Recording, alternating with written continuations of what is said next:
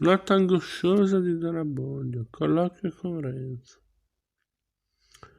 Si racconta che il principe di Condé dormì profondamente la notte avanti la giornata di Rocroi, ma in primo luogo era molto affaticato, secondariamente aveva già dato tutte le disposizioni necessarie e stabilito ciò che dovesse fare la mattina. Don Abbondio invece non sapeva altro ancora se non che l'indomani sarebbe il giorno di battaglia. Quindi una gran parte della notte fu spesa in consulta angosciosa, non far caso dell'intimazione a ribalda, né delle minacce, e fare il matrimonio era un partito che non volle neppure prendere in considerazione. Confidare a Renzo l'occorrente e cercare con lui qualche mezzo, Dio liberi.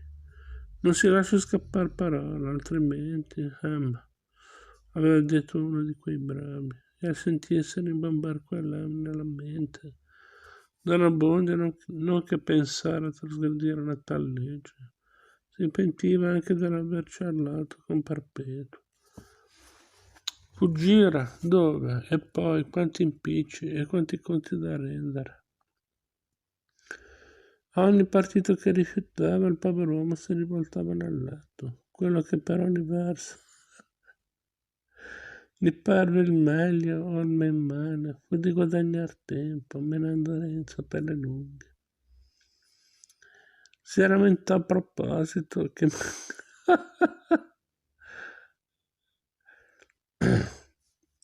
si lamentò a proposito che mancavano pochi giorni al tempo proibito per le nozze.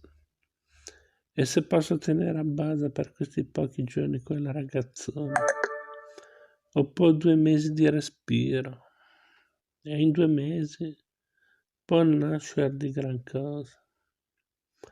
Ruminò pretesti da mettere in campo, e benché gli paressero un po' leggeri, pur s'andava rassicurando col pensiero che la sua autorità li avrebbe fatti parere di giusto peso e che la sua antica esperienza gli darebbe gran vantaggio su un giovanetto ignorante. Vedremo, diceva tra sé. Egli pensa all'amoroso, ma io penso alla pelle, e il più interessato sono io. Lasciando stare che sono il più accorto. Figliol caro, se tu ti senti il bruciore addosso non so che dire, ma io non voglio andarne di mezzo. Fermato così un poco l'animo a una deliberazione, poté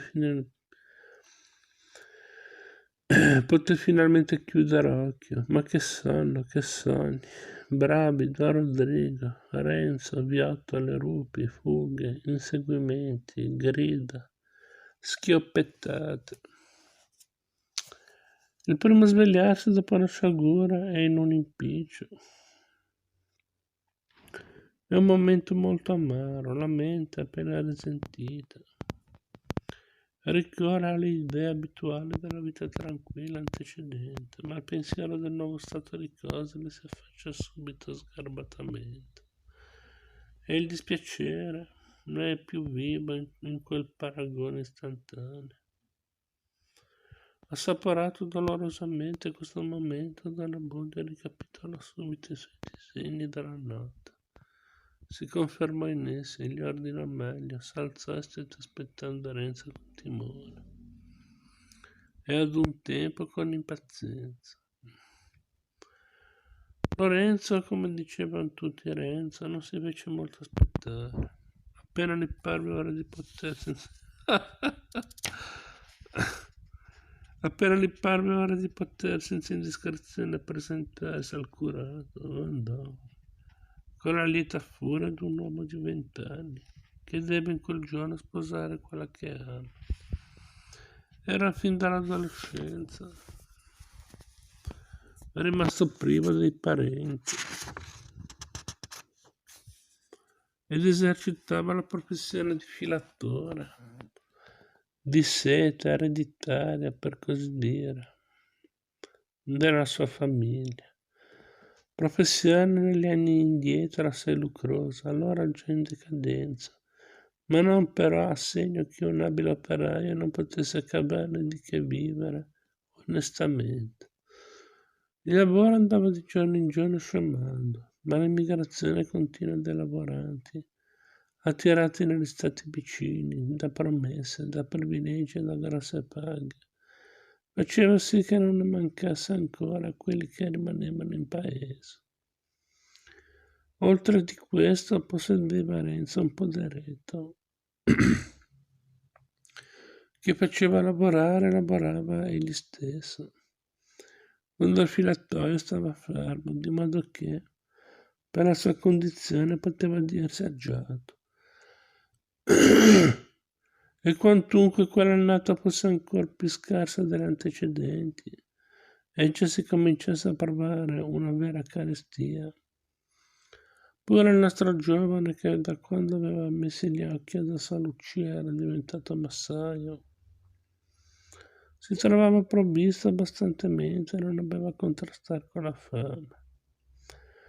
Comparve davanti ad una bonda in gran gala, con penne di vario colore, al cappello, col suo pugnale dal manico bello, nel taschino di calzoni, con una certa aria di festa e nello stesso tempo di braveria, comune allora anche agli uomini più quieti.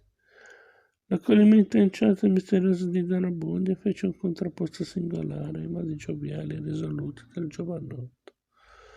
Che abbia qualche pensiero per la testa, argomentò Renzo, tra sé, poi disse: Sono venuto, signor curato, per sapere a che ora le comode che ci troviamo in chiesa.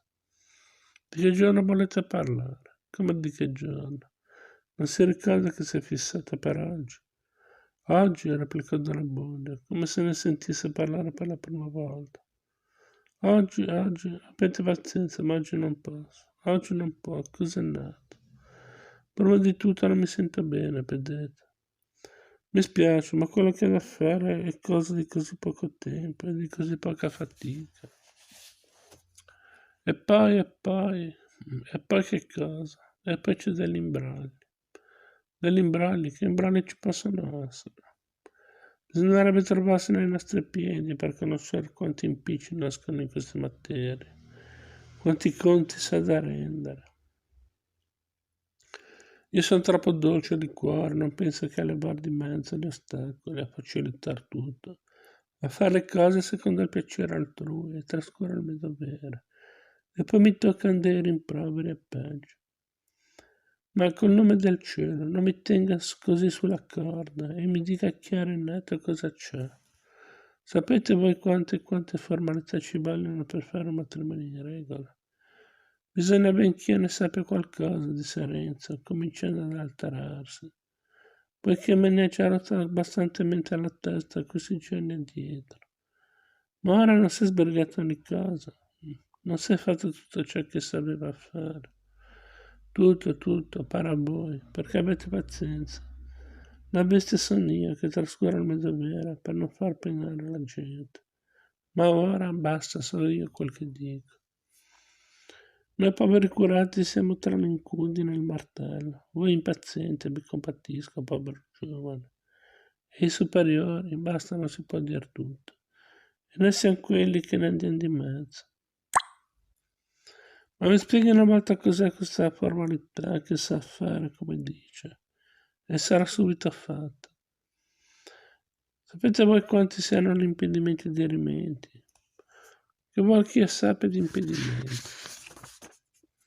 Error, conditio, motum, cognatio, crimen, cultus disparitas, bis ordo ligamen, honestas, sis affinis. Cominciava Don Abbondio contando sulla punta delle dita. Si piglia il gioco di me, interruppe il giovane. Che vuol che io faccia del salatinoro? Dunque, se non sapete le cose, avete pazienza e rimettetevi a chi le sa. Orsu, via caro Renzo, non andate in collera, che sono pronto a fare tutto quello che dipende da me. Io vorrei vedervi contento, vi voglio bene io, eh. Quando penso che stavate così bene, cosa vi mancava? Mi è saltato il grillo di maritarvi. Che discorsi sono questi, signor mio? Proruppe Renzo, con un volto tra l'attonito e l'adirato. Dico per dire, avete pazienza, dico per dire, vorrei vedervi contento. Insomma, Insomma, figliol caro, io non c'ho colpa, la legge non l'ho fatta io. E prima di concludere un matrimonio, noi siamo proprio obbligati a fare molte ricerche per assicurarci che non ci siano impedimenti.